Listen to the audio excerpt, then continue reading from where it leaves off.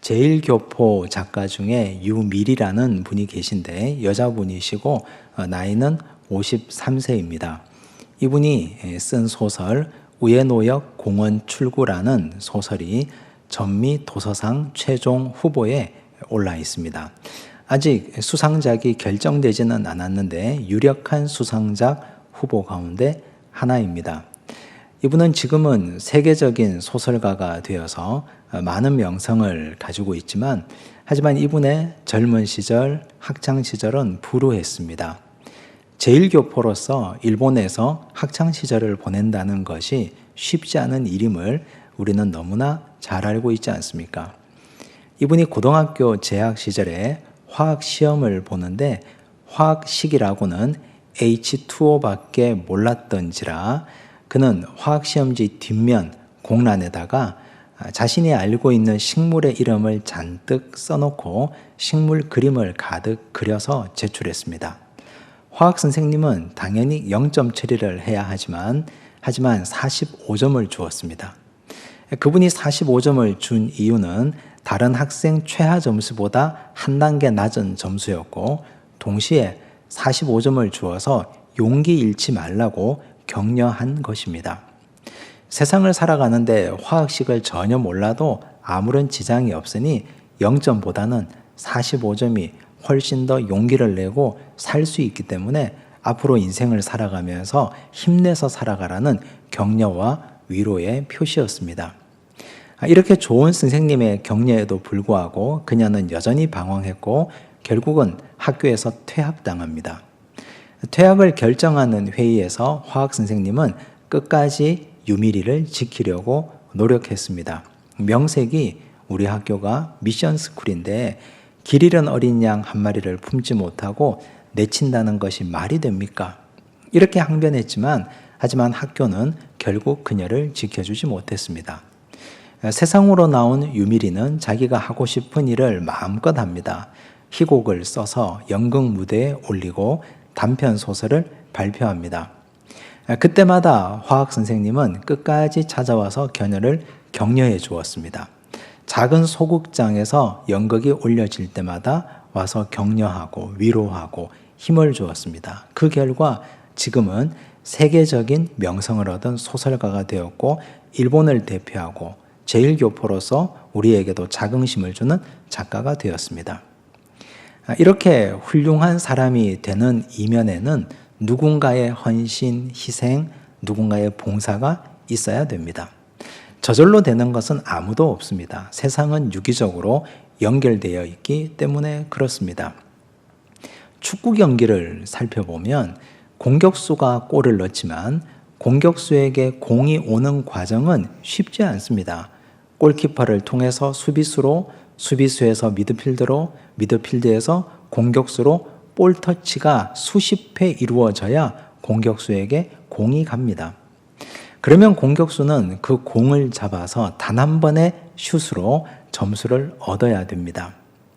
거기까지 오는 과정은 수많은 전략과 전술, 그리고 선수들의 유기적인 협력 플레이가 이루어져야 공격수에게 공이 갑니다. 그래서 공격수가 골을 넣지만 11명 전부 다 승리의 기쁨을 가지는 것입니다. 세상도 이렇고 운동 경기도 이런데 교회는 어떻습니까? 교회도 역시 어느 한 사람만의 독단적인 작업으로 교회는 완성될 수 없습니다. 목회자 한 사람이 교회를 끌고 가는 공동체는 건강하지 않습니다. 중직자 몇 명이 교회를 좌지우지하는 것도 교회의 비건강성을 보여주는 것입니다. 오늘 우리가 읽은 본문 말씀은 첫 번째 교회, 초대교회인 예루살렘 교회가 일꾼을 세우는 과정을 잘 보여주고 있습니다. 이 말씀을 통해서 우리도 이런 사람이 되기를 결단하고 소망하고 우리 교회가 이런 훌륭한 일꾼을 많이 길러내고 세우는 교회 되기를 간절히 바랍니다. 예수님께서 부활 승천하시고 난 이후에 제자들이 달라졌습니다. 베드로는 대중 설교를 하기 시작했습니다. 베드로가 한 번 설교할 때 3,000명이 회개하고 5,000명이 돌아오는 역사가 일어났습니다. 교회가 부흥합니다. 첫 번째 교회가 흥왕하기 시작했습니다. 그 교회가 부흥하고 흥왕하고 발전하고 달라진 모습을 사도행전은 이렇게 설명합니다. 사도행전 2장 42절, 45절, 47절입니다. 제가 읽겠습니다. 그들이 사도의 가르침을 받아 서로 교제하고 떡을 떼며 오로지 기도하기를 힘쓰니라. 사도의 가르침을 받아 성경 공부를 했다는 말입니다. 말씀을 가르치고 성경을 가르치고 진리의 말씀을 전하는 일을 열심히 했습니다. 45절을 보시겠습니다. 또 재산과 소유를 팔아 각 사람의 필요를 따라 나눠주며 나눔이 있었고 섬김이 있었습니다. 사도들은 열심히 가르쳤고 성도들은 그 가르침을 통해서 배운 대로 실천하고 섬기고 나누었습니다. 이랬더니 결과가 일어납니다. 47절입니다. 하나님을 찬미하며 또 온 백성에게 칭송을 받으니 주께서 구원받는 사람을 날마다 더하게 하시니라. 백성들이 칭송하고 성도들이 모여들었습니다. 부흥했다는 얘기입니다. 결국 교회는 수적으로 부흥하고 기하급수적으로 늘어났습니다. 그런데 이렇게 양적인 성장이 갑작스럽게 이루어지면 반드시 그늘이 있게 마련입니다. 우리나라가 한강의 기적이라고 불릴 만큼 경제적 부흥과 성장이 이루어진 그 그늘이 있었지 않습니까? 경제 성장도 이렇고 수적 성장도 분명히 이런 일이 있습니다. 천천히 늘어나지 않고 급작스럽게 일어나면 반드시 그늘이 생기는데 교회가 가지는 그늘은 시스템의 부재입니다. 시스템을 미처 갖출 새도 없이 숫자가 늘어났기 때문에 그 시스템이 조직되지 않은 상태에서 소외되는 사람이 일어나고 문제가 발생한 것입니다. 문제는 잠재되어 있다가 어떤 순간이 되면 분출되어 올라옵니다. 초대교회가 결국은 문제가 생겼습니다. 오늘 읽은 말씀 1절을 보십시오. 함께 읽습니다. 그때에 제자가 더 많아졌는데 헬라파 유대인들이 자기의 과부들이 매일의 구제에 빠짐으로 히브리파 사람을 원망하니. 과부들은 소득이 없지 않습니까? 그 당시 사회 구조에서 과부들이 일할 수 있는 환경이 되지 못했기 때문에 교회 공동체는 헌금을 가지고 과부들을 돕기 시작했습니다. 매일 구제했습니다. 먹고 살 것을 교회가 책임져 주었다는 얘기입니다. 그런데 구제자 명단에 헬라파 유대인 과부들이 자꾸 빠지기 시작하는 것입니다. 첫날, 둘째 날은 실수였겠거니 생각했는데 서너 번 되고 계속해서 이어지니까 이것이 문제가 됩니다. 그리고 이 교회 구조 안에 헬라파 유대인이 있고 히브리파 유대인이 존재했습니다. 파라고 하니까 교회가 심각한 문제가 있었던 것처럼 보이지만 그러나 이것은 그 교회를 구성하고 있는 혈통적 그리고 그 교회를 구성하고 있는 구조적인 얘기를 하는 것입니다. 헬라파 유대인들은 달리 말하면 팔레스타인 외부에서 들어온 성도들을 말합니다. 이스라엘은 역사적으로 기원전 586년에 남유다가 바벨론에 의해서 멸망한 이후로 전 세계로 흩어졌습니다. 그들은 흩어진 상태에서도 유대인 혈통을 지키며 말씀을 붙들고 유대인의 정체성을 가지고 살았습니다. 예수님께서 이 땅에 오셔서 복음을 전하시고 성령께서 역사하신 이후에 흩어져 있었던 디아스포라 유대인들이 우리도 예루살렘에 가서 교회 공동체의 일원이 되고 싶다는 마음을 가졌습니다. 그래서 그들은 그들의 삶의 터전을 다 정리하고 예루살렘 교회의 성도가 됩니다. 열심히 있는 사람들입니다. 조상적부터 내려오던 그 옛날부터 살았던 삶의 터전을 떠나서 예루살렘으로 옮겨서 신앙생활을 하는 것이 쉬운 일이 아니지 않습니까? 대표적인 사람들이 바울이 있었고 디모데 같은 사람들, 헬라파 유대인들입니다.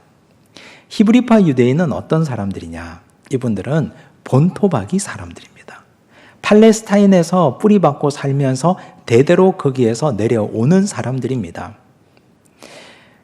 북쪽의 갈릴리와 남쪽의 유다와 예루살렘의 터전을 잡고 그곳에서 신앙생활 하다가 예수님을 통해서 복음을 접하고 사도들이 성령 받은 것을 보고 우리가 그 교회의 일원이 되겠다고 결심하고 그 교회의 성도가 된 사람들입니다.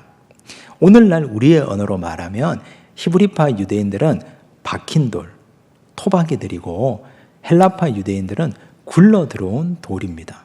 그런데 오해하기가 딱 좋지 않습니까? 헬라파 유대인들의 과부들이 구제받는 일에 매일 명단이 자꾸 빠지는 일이 발생합니다.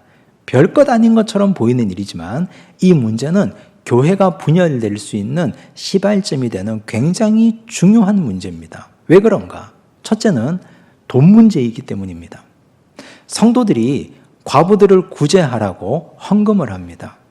헌금이 되어지면 그 헌금은 헬라파 과부들이든 히브리파 과부들이든 공평하게 다 분배가 되어져야 합니다. 그런데 헬라파 과부들에게는 그 헌금이 분배되지 않고 자꾸만 명단이 누락됩니다. 예민해지기 시작합니다. 내 헌금이 어디론가 새는 듯한 느낌이 들기 때문입니다. 두 번째 문제는 자기 이익에 관련되어 있기 때문입니다. 사람들은 누구나 자기 이익에 부딪히면 예민해집니다. 남이 뭔가 손해보면 그럴 수도 있지라고 생각하고 말하지만 이게 내 일이 되면 쉽지 않습니다. 왜 의도적으로 나를 자꾸 배제시키는 것인가? 여기에 무슨 음모가 있는 건 아닌가? 사람들은 자꾸 확대해서 생각하기 쉽습니다. 그 중에 가장 심각한 문제는 과부들의 문제가 아니라 이 문제는 헬라파 유대인들과 히브리파 유대인들의 대리전 양상으로 치달을 수 있는 문제입니다. 헬라파 유대인들은 생각하지 않겠습니까? 우리가 굴러 들어온 돌이니까 히브리파 유대인들이 우리를 축출하기 위해서, 교회에서 갈라내기 위해서 의도적으로 이렇게 하는 것이라고. 그러면 이런 잠재되어 있는 문제가 촉발되어서 교회는 심각한 분열을 가져올 수 있습니다. 교회가 성장하는 것은 어렵지만 갈라지는 것은 한순간입니다. 돈 문제, 자기 이익의 문제, 기존에 잠재되어 있었던 파벌의 문제, 이것이 부딪히면 교회는 금방 갈라집니다. 그 옛날 2000년 전 이 교회뿐만 아니라 오늘의 한국 교회도 이런 문제로 갈라진 교회가 수없이 많이 있습니다. 사람들이 사는 곳에 문제는 항상 상존합니다. 당연하지 않겠습니까? 죄인들이 사는 이 공동체에 당연히 문제가 있을 수밖에 없습니다. 그런데 이 문제를 어떻게 해결하느냐 하는 것이 중요합니다. 하나님의 방법대로 해결해야 됩니다. 우리가 크리스찬이기 때문에, 예수 믿는 사람들이기 때문에 문제를 접근하고 해결하는 관점, 방식이 너무나 중요합니다. 사도들은 이렇게 촉발된 문제를 어떻게 해결했을까요? 2절을 보십시오. 함께 읽습니다. 12사도가 모든 제자를 불러 이르되 우리가 하나님의 말씀을 제쳐놓고 접대를 일삼는 것이 마땅하지 아니하니. 사도들이 모든 제자를 불렀다 했습니다. 성도들을 다 모았다는 뜻입니다. 공동의회를 했습니다. 그리고 먼저 회개했습니다. 자신들의 잘못을 인정했습니다. 이건 결코 쉬운 일이 아닙니다. 사도들의 권위가 그 당시 하늘 꼭대기에 있었습니다. 베드로가 한 번 설교하면 3,000명, 5,000명이 모이는 그런 시절에, 사도들이 병고침의 능력을 발휘하던 시절에 그들의 권위가 하늘 꼭대기에 있는데 그들이 성도들 앞에서 자신들의 잘못을 인정하고 있습니다. 원래 우리가 해야 되는 일이 하나님의 말씀을 증거하는 일이었는데 이 일을 등한시하고 재정 출납하는 일과 성도들을 접대하는 일에 골몰하느라 이런 사단이 났도다. 미안합니다. 성도들에게 사과하고 있습니다. 굉장히 중요한 일입니다. 사실 교회 공동체의 최종 책임은 목회자가 지는 것입니다. 목회자가 직접 그 일에 관여하지 않았다 하더라도 관리 감독의 부실함과 성도들을 말씀으로 제대로 양육하지 못한 책임은 목회자가 면피할 수 없습니다. 만약에 목회자가 저는 이 일에 상관이 없습니다. 이 일의 주동자를 제가 가려내겠습니다. 살펴보니까 아무개가 이 일을 했습니다. 그 사람을 교회에서 내보내야 되겠습니다. 만약 이렇게 접근했더라면 이 교회가 갈라지는 것은 시간 문제입니다. 그런데 사도들이 이 모든 문제의 시작은 우리들로부터 시작되었습니다. 용서해 주십시오. 이렇게 용서를 구하니까 그렇게 권위 있는 사도들이 자신들의 잘못을 인정하고 용서를 구하니 구제에서 소외되었던 헬라파 유대인 과부들의 마음이 녹기 시작했습니다. 그렇구나. 우리 사도들이 어떤 사람들인데 저분들이 저렇게 서서 용서를 구하는데 내가 더 미안하다. 사람들은 마음이 따뜻하고 녹기 시작하는 것입니다. 결국은 책임지는 사람이 그 책임의식을 다할 때 교회 공동체는 분열되지 않습니다. 너무나 중요한 것입니다. 그런데 사도들은 여기서 멈추지 않습니다. 사과한 이후에 이제는 성도들이 기하급수적으로 늘어난 이후에 미처 마련하지 못했던 조직과 시스템을 세웁니다. 대안을 제시했습니다. 3절을 보십시오.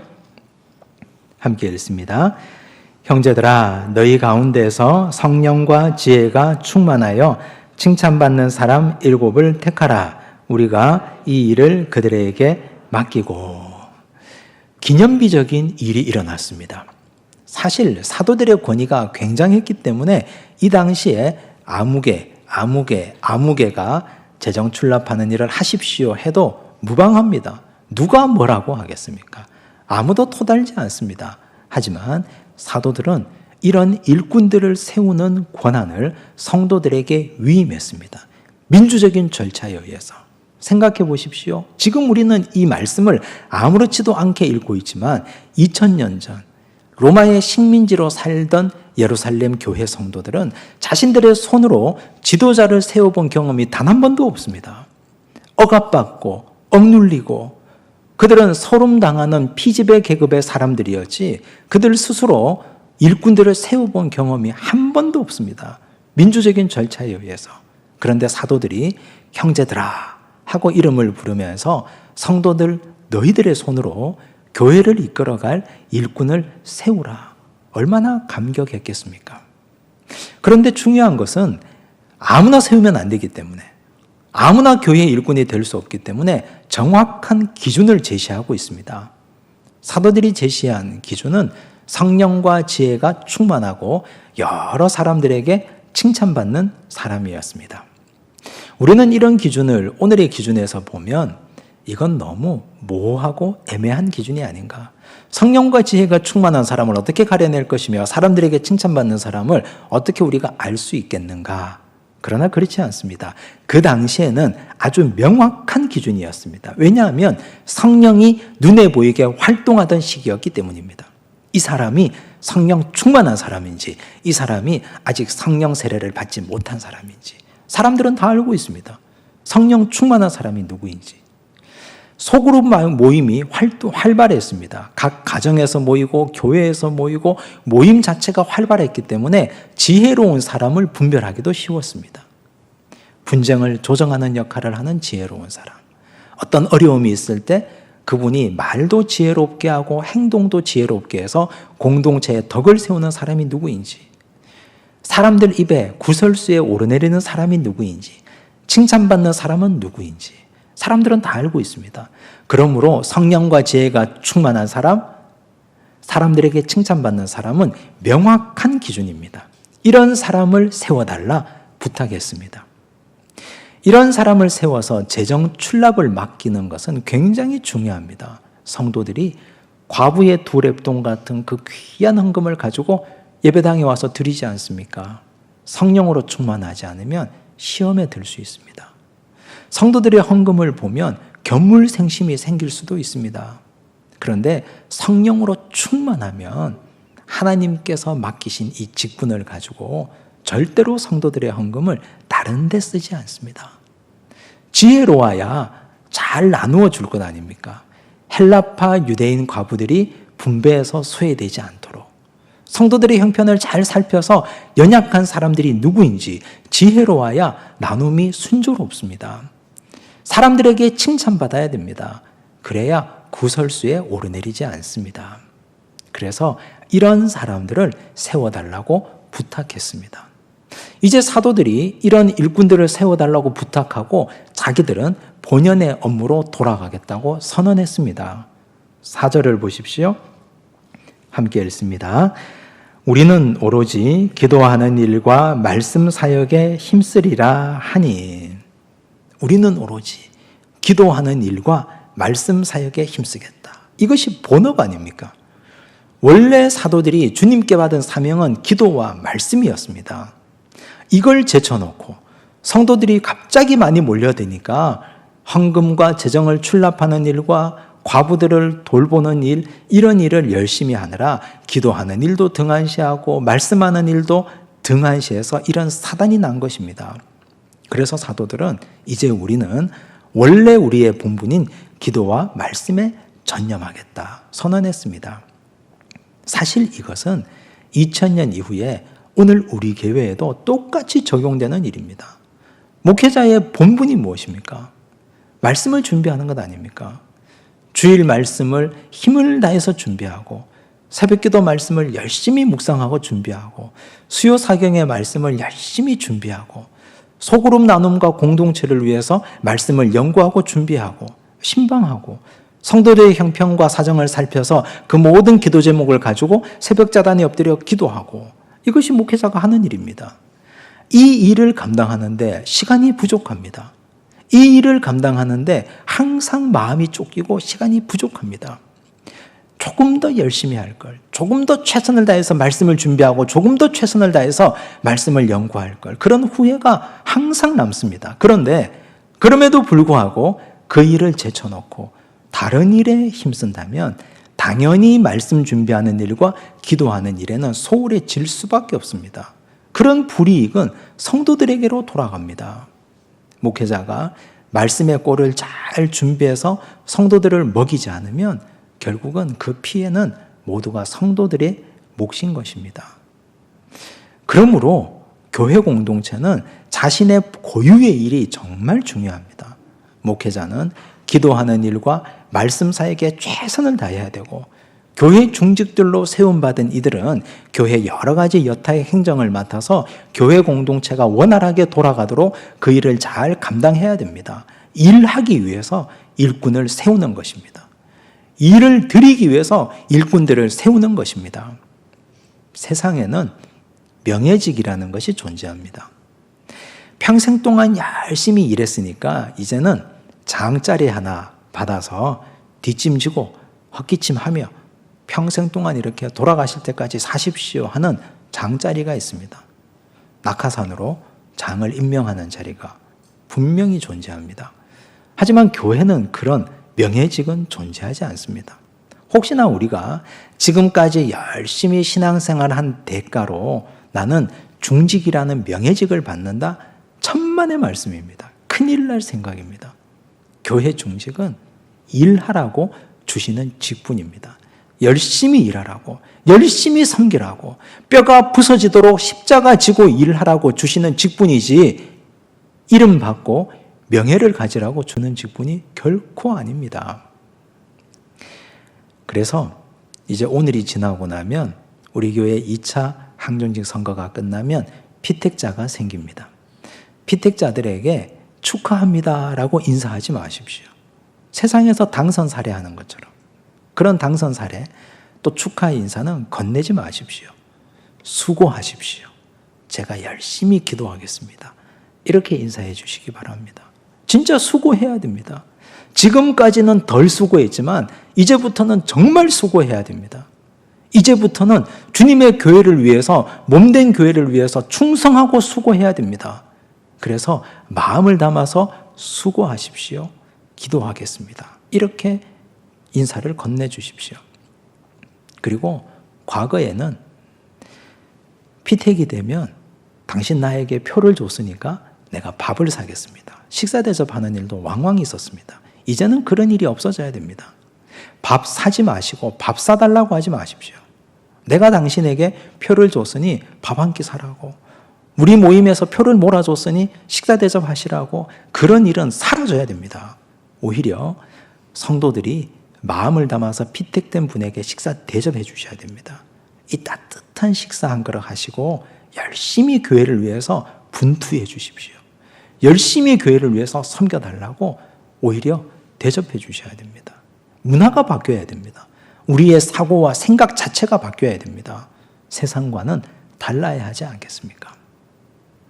이렇게 해서 초대교회, 첫 번째 교회 예루살렘 교회는 7명의 일꾼을 세웠습니다. 그들의 면면을 보겠습니다.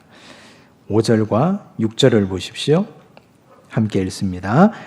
온 무리가 이 말을 기뻐하여 믿음과 성령이 충만한 사람 스데반과 또 빌립과 브로고로와 니가노르와 디몬과 바메나와 유대교에 입교했던 안디옥 사람 니골라를 택하여 사도들 앞에 세우니 사도들이 기도하고 그들에게 안수하니라. 7명의 집사님들을 세웠습니다. 이 중에 우리가 잘 아는 분이 2분이나 계십니다. 스데반 집사님과 빌립 집사님입니다. 스데반 집사님은 어떤 분입니까? 이분을 알려면 사도행전 7장을 잘 읽어보시면 됩니다. 사도행전 7장은 스데반 집사님의 설교입니다. 이 설교를 읽어보면 이분이 얼마나 성령으로 충만한지, 이분의 믿음의 깊이가 얼마나 깊이 있는지, 이분의 성경적 지식이 얼마나 풍성한지를 알 수 있습니다. 이분은 초대교회 최초의 순교자였습니다. 첫 번째 교회의 첫 번째 순교자의 영광은 사도들이 아니었습니다. 베드로도 야고보도 요한도 아니었습니다. 집사님 스데반이었습니다. 이런 좋은 사람, 훌륭한 사람을 성도들은 세워준 것입니다. 빌립 집사님은 또 어떤 분입니까? 이분은 아무도 가지 않는 사마리아 땅에 혈혈단신 홀로 갔습니다. 그곳에 교회를 개척했습니다. 교회를 세우고 성도들을 모았습니다. 교회가 부흥했습니다. 버려진 사마리아 땅에 교회가 세워졌다. 이런 소식이 예루살렘 교회에 전해지자 베드로와 요한이 직접 눈으로 확인하기 위해서 왔습니다. 정말 교회가 세워졌습니다. 대단한 교회가 세워졌습니다. 깜짝 놀랐습니다. 그런데 빌립 집사님은 기득권을 주장하지 않습니다. 내가 이 교회를 개척했고 교회를 이만큼 성장시켰지만 나는 다시 떠나겠다. 성도에게 맡기고 다른 분에게 맡기고 성령의 목소리에 이끌려 다시 광야로 나갔습니다. 그분이 바로 빌립 집사님입니다. 이렇게 훌륭한 분을 초대교회 공동체는 리더로 교회 7 집사님으로 세워주셨습니다. 이렇게 일꾼을 세운 일이 성공적으로 끝났다는 증거를 7절이 우리에게 증언합니다. 7절 말씀을 보십시오. 함께 읽습니다. 하나님의 말씀이 점점 왕성하여 예루살렘에 있는 제자의 수가 더 심히 많아지고 허다한 제사장의 무리도 이 도에 복종하니라. 첫째는 하나님의 말씀이 왕성해졌습니다. 하나님의 말씀이 왕성해졌다는 뜻은 사도들이 기도하는 일과 말씀 사역에 전념했다는 뜻입니다. 말씀이 왕성해졌습니다. 이제는 사도들이 걱정 없이 염려 없이 모든 교회의 제반 행정과 사무와 재정 출납을 7분의 집사님에게 맡기고 그들은 말씀에 전념할 수 있었습니다. 그러니 말씀이 왕성해질 것 아닙니까? 7 집사님을 잘 세운 것입니다. 두 번째 증거는 제자의 수가 많아졌습니다. 이렇게 해서 사람들이 모여들고 소문나니까, 이렇게 민주적이고 좋은 교회라고 소문나니까 성도들의 수가 점점점 많아졌습니다. 이제는 많아져도 걱정할 것이 없습니다. 시스템을 갖추었기 때문입니다. 오늘 우리 교회가 이런 교회가 되기를 바랍니다. 만약에 문제가 있어도 문제를 문제로 보지 않고 하나님의 은혜의 통로로 보고 사도들이 먼저 회개하고 자신의 잘못을 인정하고 성령과 지혜가 충만하고 사람들에게 칭찬받는 7 사람을 세우라고 고난을 성도들에게 위임하고 자신들은 기도하는 일과 말씀 사역에 전념하고 성도들은 그 말을 무겁게 받고 훌륭하고 좋은 일꾼을 세워서 교회가 날로 발전하고 성장하는 아름다운 교회. 과거 초대교회만 아니고 오늘도 우리에게 분명히 일어날 수 있습니다. 오늘 우리 교회가 이런 교회 되기를 간절히 원합니다. 그 일을 위해서 오늘 우리에게 막중한 사명이 있습니다. 좋은 일꾼 세워주시고 하나님 기뻐하시는 일할 수 있는 일꾼들을 세워주시기를 바랍니다. 기도하겠습니다. 하나님 아버지 감사합니다. 하나님께서 초대교회 공동체를 우리에게 보여주시고 이 공동체의 모습을 우리에게 깨닫게 하시는 이유는 우리 교회가 이렇게 되라고 말씀하신 것임을 깨닫습니다. 주여, 오늘의 우리 교회가 성령과 지혜가 충만하고 칭찬받는 사람을 택할 수 있기를 원합니다.